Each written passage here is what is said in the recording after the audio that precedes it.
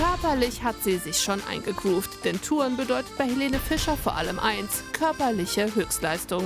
Wir tragen gerade alle, also nicht alle, aber viele Tänzer, so eine Sportuhr, ich auch. Und nach ein paar, also das dauert keine wenigen Stunden, ist unser Tagesziel schon erreicht. Also wir haben wirklich irrsinnige Wege, die wir zurücklegen.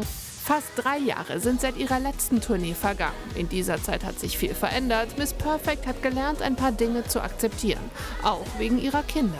Naja, ich bin nicht mehr nur für mich allein verantwortlich, sondern ich muss natürlich im Hintergrund auch noch parallel vieles organisieren und planen. Und ich bin auch jemand, der so schlecht abgeben kann. Also sowohl im Beruf als auch privat. Mein Mann sagt immer, hey, dann lass doch mal, das läuft halt anders jetzt. Du bist nicht da, das läuft aber viel entspannter, wenn du nicht da bist. 2018 kommt sie mit Akrobat und Bühnenpartner Thomas Seidel zusammen. Angeblich sind die beiden inzwischen verheiratet. Ihre Beziehung hält sie bewusst aus der Öffentlichkeit raus. Auch über die beiden gemeinsamen Töchter weiß man quasi nichts, bis uns die 41-Jährige selbst von ihnen erzählt. Wir wollen auch unsere Kinder so großziehen, dass sie wenn man das jetzt ausblendet, dass Mama halt Helene Fischer ist.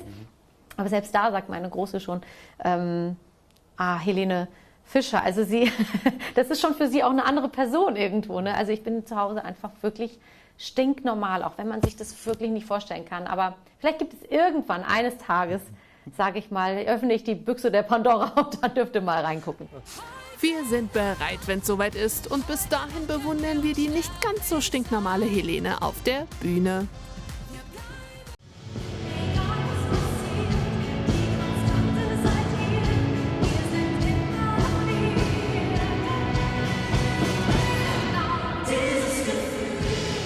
Helene Fischer ist zurück. Na gut, die Ränge sind noch leer, aber performt wird schon so, als würden ihr gerade mehr als 30.000 Menschen zujubeln. Alles wie immer, Fehlanzeige.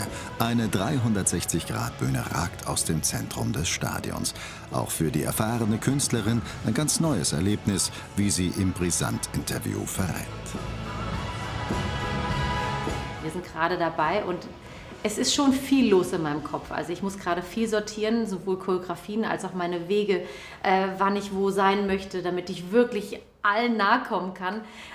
Das habe ich so in der Form in meiner Karriere auch noch nicht erlebt. Von daher ist es noch ein bisschen Chaos im Kopf. Also ich freue mich wahnsinnig dann, wenn die ganze Probenzeit einfach vorbei ist und wir einfach das Ganze vom Publikum live spielen dürfen. Aber noch ist total viel Wahnsinn in meinem Kopf, muss ich ganz ehrlich gestehen. Ja.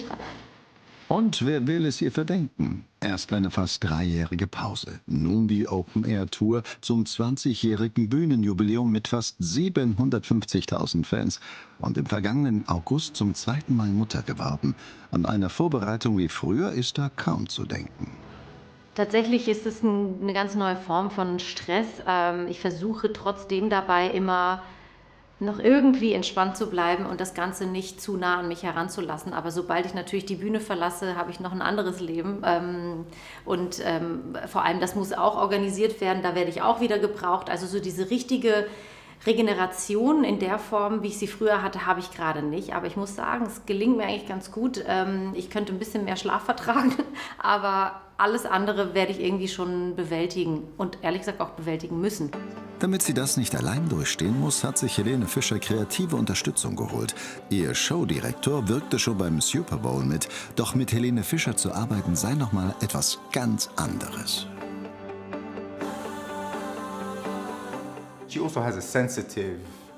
Sie hat einen einfühlsamen Geist und Ansatz für die Show. Sie denkt immer zuerst an das Publikum. Sie denkt, was hat das Publikum noch nicht gesehen von mir? Was muss ich ihnen erzählen? Und wie kann ich einen Moment schaffen, in dem das Publikum seinen Alltag vergessen kann, damit die Menschen frei sind? Und für mich ist das einfach alles, was ich brauche. Du hast die Freiheit, Dinge zu entdecken und zu kreieren. Doch bevor eine kreative Show stattfinden kann, braucht es eine Bühne. Knapp 24 Meter hoch ist der 288-Tonnen-Koloss. Und auf ihm will Helene Fischer ihren Fans so nahe kommen wie wahrscheinlich noch nie bei ihren großen Konzerten. Aus der Vision einer 360-Grad-Bühne haben unter anderem Sebastian Pichel und Ray Winkler Wirklichkeit geschaffen. Wenn Sie jetzt noch näher ans Publikum kommt, haben wir hier halt uns was ausgedacht oder Ray hat sich das eigentlich ausgedacht und wir haben das umgesetzt. Das ist, nennen wir die Boom Arms, und dann wird sie während der Show dann draufsteigen und dann klappen die Boom Arms sich aus und dann ist sie halt noch mal eine Runde noch näher am Publikum. Als wir über die Bühne nachgedacht haben, wollten wir ihr diesen einen großen Moment geben. Und das ist dieser Moment mal 4, weil wir diese 4 Ecken haben. Und das hebt diese Show auf absolutes internationales Level an Spektakel. Ein Level, das sich die 41-Jährige über die vergangenen 20 Jahre hart erarbeitet hat. Bei ihrer Fernsehpremiere im Jahr 2005 mit einem gewissen Florian Silbereisen sah es noch so aus. Da waren Stadionkonzerte noch in weiter Ferne, aber vielleicht sogar schon in ihrem Hinterkopf. Denn Helene Fischer findet schnell ihren eigenen Weg mit Hits wie Atemlos durch die Nacht.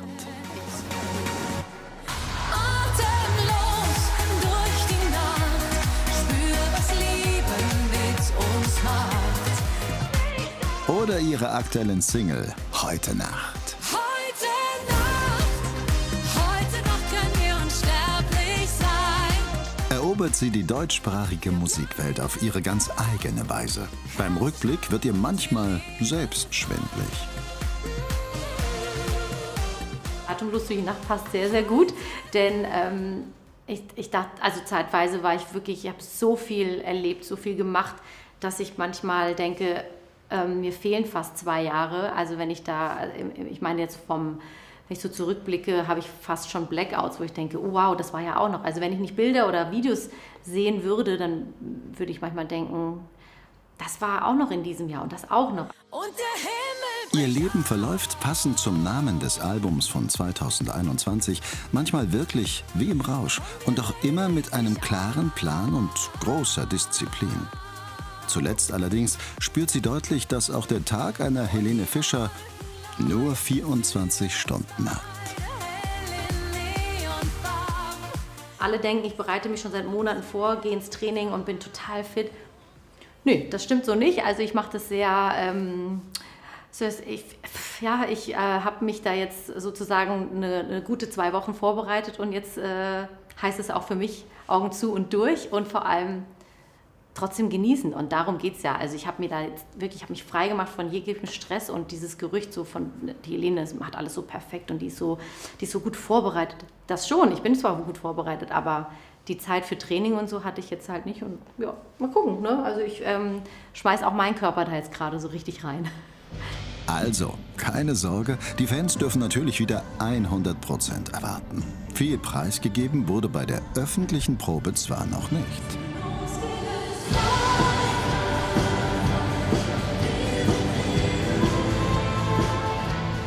Aber zur Musikauswahl beim Konzert gibt Helene Fischer einen kleinen Ausblick. Schließlich gibt es da noch ein unveröffentlichtes neues Album.